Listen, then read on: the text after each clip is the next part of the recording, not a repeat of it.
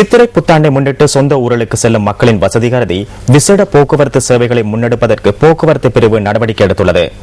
விசேட பஸ் சேவைகள் இன்று முதல் ஆரம்பிக்கப்பட உள்ளதாக இலங்கை போக்குவரத்து சபையின் பிரதம நடவடிக்கை அதிகாரி MHM சந்திரசிறி தெரிவிக்கின்றார். சித்திரை புத்தாண்டை முன்னிட்டு இன்று தொடக்கம் எதிர்வரும் 21ஆம் தேதி வரை விசேட பஸ் சேவைகளை இலங்கை போக்குவரத்து சபை முன்னெடுக்க உள்ளன. நாளாந்தம் 5000க்கும் அதிகமான பஸ்களை சேவையில் ஈடுபடுத்த நடவடிக்கை எடுத்துள்ளதாக சபையின் பிரதம நடவடிக்கை அதிகாரி சுட்டிக்காட்டுகின்றார்.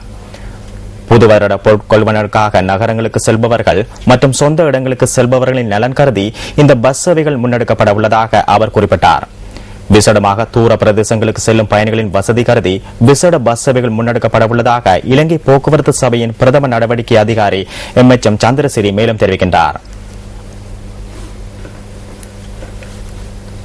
சித்திரை புத்தாண்டை முன்னிட்டு முன்னெடுக்கப்படும் விசேட பஸ் சேவை நாளை முதல் ஆரம்பிக்கப்பட உள்ளதாக தேசிய போக்குவரத்து ஆணைக்குழுவின் தலைவர் ரோஷான் குணவர்த்தன கூறுகின்றார்.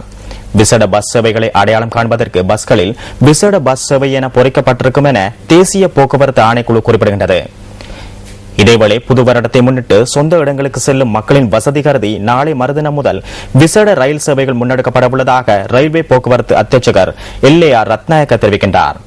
எதிர்வரும் 20ஆம் தேதி வரை இந்த விசேட ரயில் சேவைகள் முன்னெடுப்பதற்கான நடவடிக்கைகள் மேற்கொள்ளப்பட்டுள்ளதாக அவர் கூறினார். கொழும்பு கோட்டையிலிருந்து பாத்தரை, காளி, கண்டி மற்றும் பதுளை ஆகிய பிரதேசங்களுக்கு விசேட ரயில் சேவைகள் முன்னெடுக்கப்பட உள்ளதாக ரயில்வே போக்குவரத்து அத்தியட்சகர் குறிப்பிட்டார். அத்துடன் தற்போது சேவையில் ஈடுபடும் ரயில்களின் மேலதிக பெட்டிகளை இணைப்பதற்கு நடவடிக்கை எடுக்கப்பட்டுள்ளதாக ரயில்வே போக்குவரத்து அத்தியட்சகர் LAR ரத்நாயக்க மேலும் தெரிவிக்கின்றார்.